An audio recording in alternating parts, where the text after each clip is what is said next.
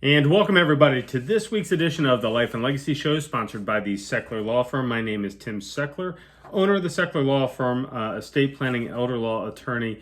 At my law office, we do all things estate planning, wills, trust, powers of attorney. We do long-term care planning if you have a loved one that is in need of a nursing home or in-home care or whatever the case may be. We help people figure out the somewhat crazy long-term care health system that we have, and we also do post-death administration. So if you've had the unfortunate occurrence of having lost a loved one recently and are confused about the system you're up against, give us a shot. We can help you out there.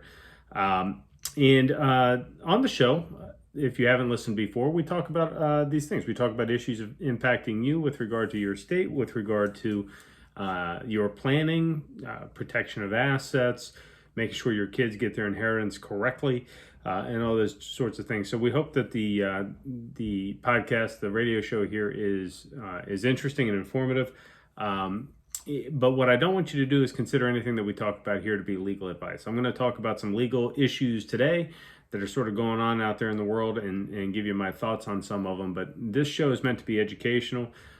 If anything I say makes you think you need to do some planning, remember, this is the education format. Each family's legal situation has its own legal ramifications, and to do proper estate planning, you need to hire a lawyer. You can give my office a call someone else, but do not do any planning based on what you hear on this or any other radio show, for that matter. And this week, I want to chat with you about just a somewhat tragic and somewhat interesting thing going on in current events. We did current events last week too. It's every time I turn on the news, something estate planning is popping up. This week, we lost two show hosts. One, Rush Limbaugh, lost his long battle with cancer, the number one listened radio show host of all time. And the facts about his estate and what's coming forth really hasn't come forward yet. But then the other person we lost was awesome interviewer, long time, 25 years on CNN. Larry King interviewed everybody from presidents to famous people to all kinds of interesting folks, and had his very fascinating way of interviewing people, and I always enjoyed watching him. But here we are, and it hasn't even been, I think, 2 weeks yet, and the family's already fighting over the money. Really sort of an interesting thing. The Larry King fact pattern here sort of sets up like a law school question. You got a number of different issues, and we're going to sort of work through them. I think this is really interesting, and I think there's a lot for you to learn about your estate planning, some good things to do, some things you should never do, and what this battle is about to all be about. So I happen to be sort of an estate planning nerd, and I think this stuff is interesting. But I'm going to try to draw out a couple of key things for you to learn from this, and some things you can do and some things you can't do. So here's the situation. Mr. King lost his life last week, and there's already a will battle brewing up. So he was on wife number 7, but this was a long-term marriage. They had first been married in 1997. They had 2 kids together. Mr. King had 5 kids altogether. And but here's what was really interesting. There is some allegation, or at least if you read in the news, that maybe Larry King had been somewhat losing his mental capacity. But the interesting thing here is the family had, he and his wife, and her name is, I believe, Shauna King, but we'll just go with Mrs. King for the show here today. Had done an estate plan dating back to 2015. So they had an estate plan that they did together. Fast forward a couple of years, and Larry King files for divorce. August of 2019, he files for divorce. Don't really know the terms of the divorce, don't really know why he wanted to get the divorce, but the divorce was never finalized. So when he passed away, she technically was still his wife. Per her, they had reconciled the relationship, were back on good terms. Don't know, I guess court records will lay some of that out. But the interesting thing is, 2 months after he filed for divorce, he writes a new will. Now, this is October of 2019. So if they had reconciled, I guess there's plenty of opportunity for him to have undone this will or redone something. But his will disinherits his wife in favor of his 5 children equally. Okay, but here's the thing, a couple of things, I guess. Larry King should have gone to a lawyer, right? Because the things that he did didn't make sense. One, it was a handwritten will. He wrote it himself, which, you don't do, right? If you've ever thought about it, just don't do it. When we write wills for people, oftentimes they get over 20 pages long, and it's not 20 pages of fluff. There's really meaningful and impactful things in there. So we can set aside the second for a second and just answer the question: can you write a will yourself? And the answer is yeah, you can write your own will. There's nothing illegal about writing your own will and signing it, and as long as you write it out and sign it, technically a valid will. Now, when we do wills for our clients, you sign it twice. You sign the document itself, and then there's two witnesses, and then you sign another document that's and essentially you sign a document saying I just signed my will, right? So you sign your will, then you sign something saying I just signed my will, and both of them are witnessed and both of them are notarized, because so much estate litigation is around the validity of the will that there are ways that you can, one, expedite getting the will filed with the proper witnesses and all the rest, and two, eliminate the at least some ability to challenge the will. So I don't know why he wrote his own will. Obviously, he was in contact with an attorney because he had filed for the divorce 2 months prior. So he knew a lawyer. I'm sure he knew lots of lawyers, but here we have this handwritten will, which, on its face at least, appears to be a valid will.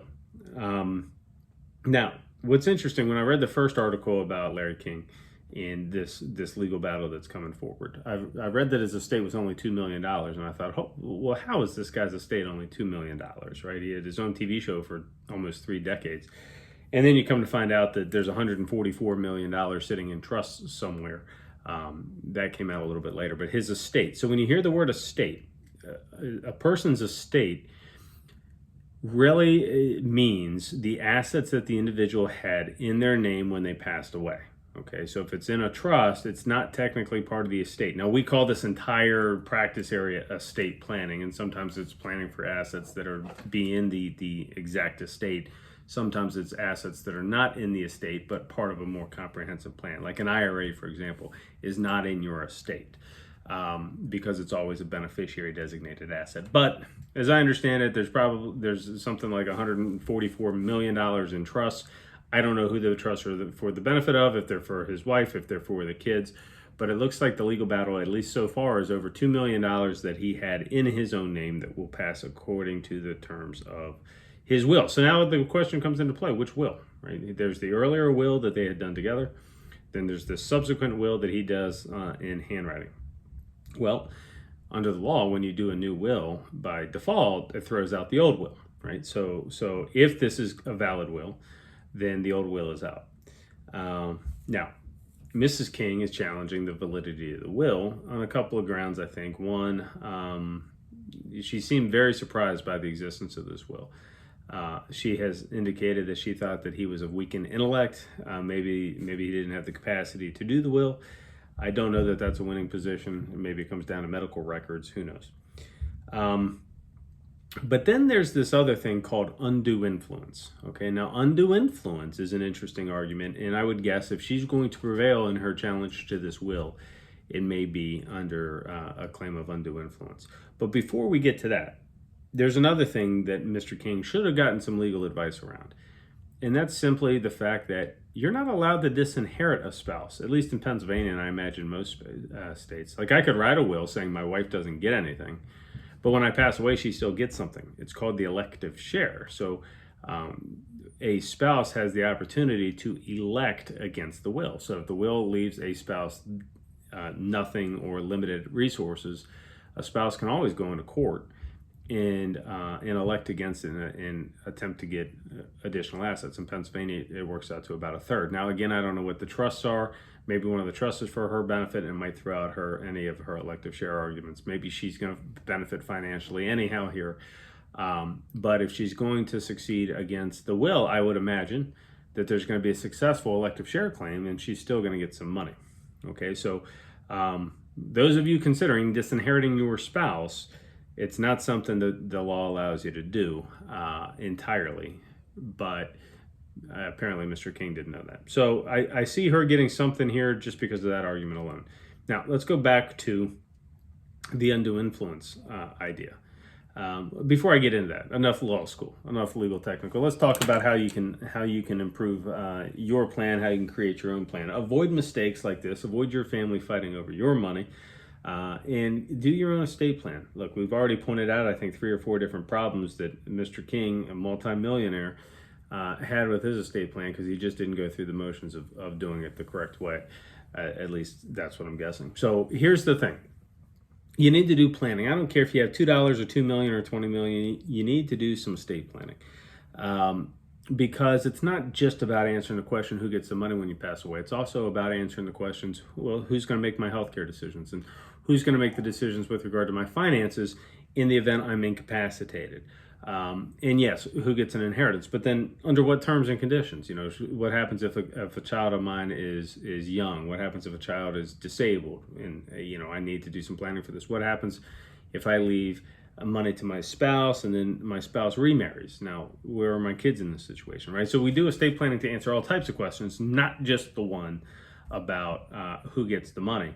And to learn more about this, it's the Secular Law Firm. We offer all types of opportunities for you to become educated. You can come to one of our live workshops. We're back in doing live workshops again. We rent out a big old room and we spread everybody out. So we've got a room that would probably fit 200 people, and I think we allowed 8 couples in there. But you can come, you can check it out. We have them right off the Cranberry exit of 79 rather. And there's one coming up this week. So if you would like to come, we have Tuesday and Wednesday this week. You can register on our website. Go to seclerlawfirm.com, SECHLER lawfirm.com. You can register for one of the workshops right there, or give us a call at 724-841-1393. One of the workshops is already full, but there is a second time that we could still get you in if you're interested in learning all about this stuff. Another way you can do it, if workshops aren't your thing, or if you don't want to be around a group of people, look, I get it. That's why we created what we call our Life and Legacy course. It's a proprietary course that we have on the website. Nobody else around has this, and the idea is to get prospective clients a bunch of education on their different estate planning options before we offer you a free consultation. So if you go to the Secular Law Firm website, seclerlawfirm.com, and go to the workshops tab, you'll see an option to go to the Life and Legacy course. You can enter into the course and go through a series of 6 or 8 videos talking about wills and powers of attorney and trusts and different ways that we use these tools to plan well for your family. I had a meeting with a client today who went through the course. They had great things to say about it, and we ended up getting their will, at least we were retained to prepare their will. We haven't got it done yet. It was just today, but we're going to be working on their family estate plan. Super simple. Take the course at home. Get your education at home, and then we have a free consultation afterward where I can explain to you your options. We get the information we need to write the documents. It really couldn't be easier. You don't have to take a bunch of time off of work. So skip Netflix for one night. Take the Life and Legacy course. Follow up with us afterward for a free consult, and let's get this estate planning thing done. Okay? Now, back to Mr. King. So he has this will. Now, there's an allegation on behalf of his wife that her stepson, one of Mr. King's kids before she came around, exerted something called undue influence. So he unduly influenced Mr. King to change his estate plan. And so this is probably the most common argument that people make when they challenge an estate plan, and it's probably because it's pretty much the easiest one to prove, and it shifts the burden. So I'm going to talk to you about what that means. But let's say let's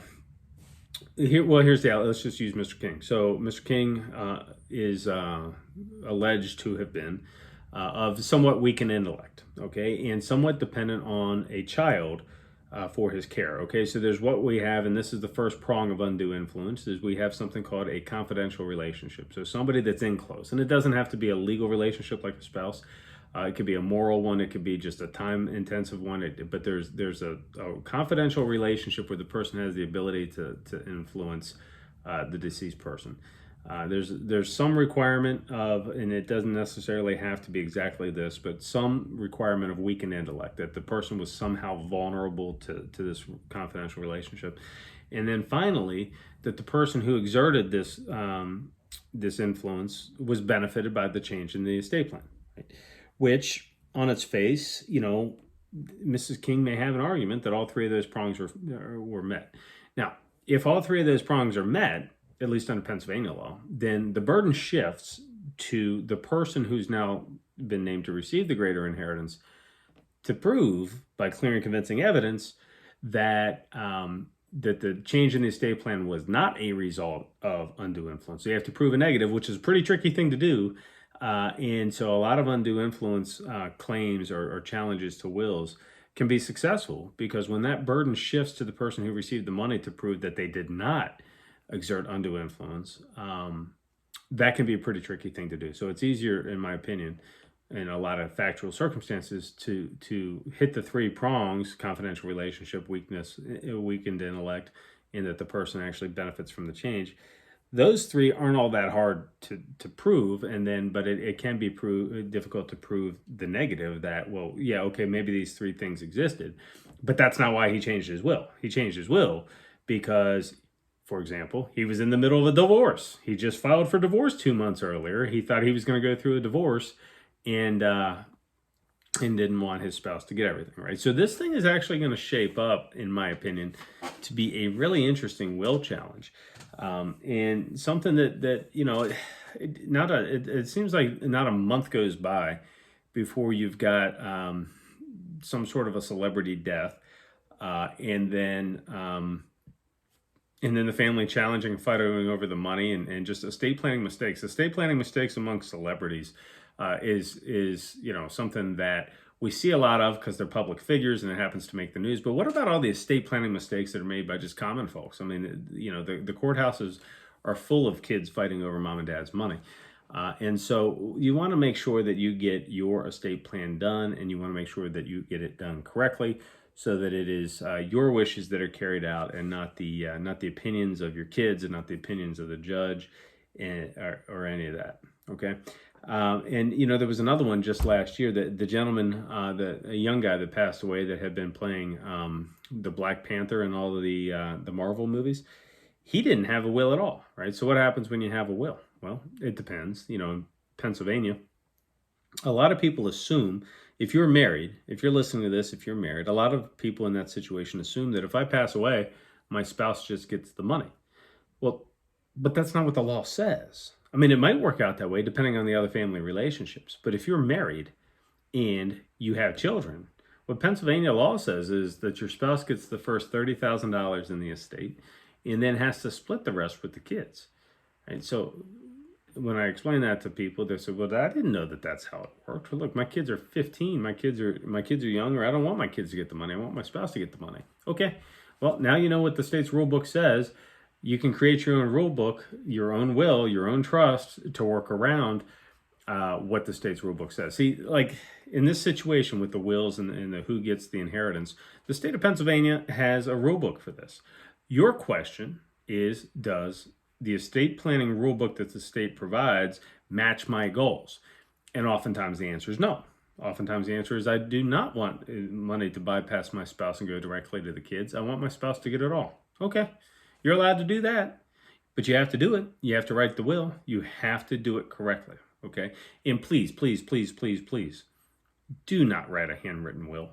This is the biggest thing. Like, we don't have a lawyer here to testify. We don't have anybody that was around when he did it. We don't know really that moment what happened when he signed this will, and let alone all the other things that could have gone wrong here.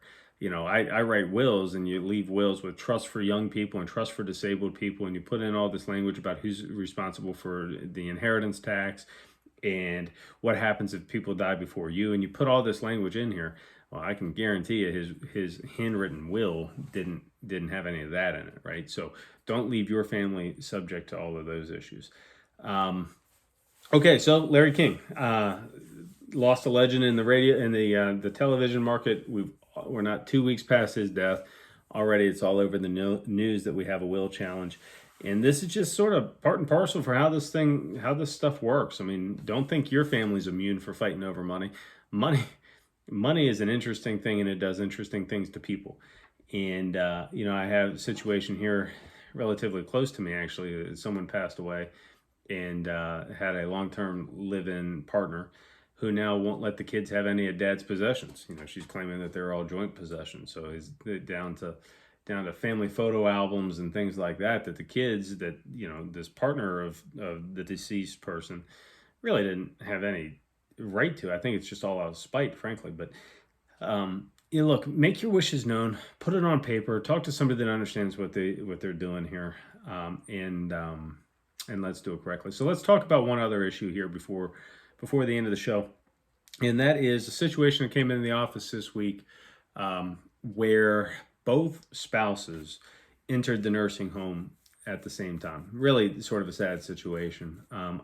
Dad is a dementia patient, and mom was the primary caretaker. She had dad at home, and was taking care of him. And then they both get COVID, and then they both go to the hospital, and then they're both on their backs for 2 weeks.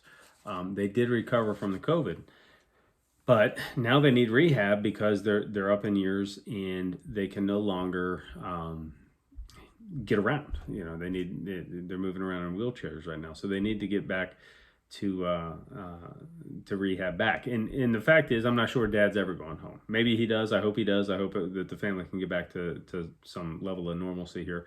But I have my doubts that this gentleman with his age and having been as sick as he was and having the dementia to begin with, I have my doubts that he's going to be able to rehab to where he needs to get to. And so, but now we have a situation where both spouses need the nursing home, at least for a stay. I don't know that mom, it doesn't seem like, is going to live there the rest of her life. But see, here's the thing. Who's paying for this? Mom and dad go to the nursing home. Medicare may pay for a little while. Medicare will pay for a short rehab stay. But at some point in time, the family's going to get kicked off of their Medicare payments. And then this family's going to become automatically private pay.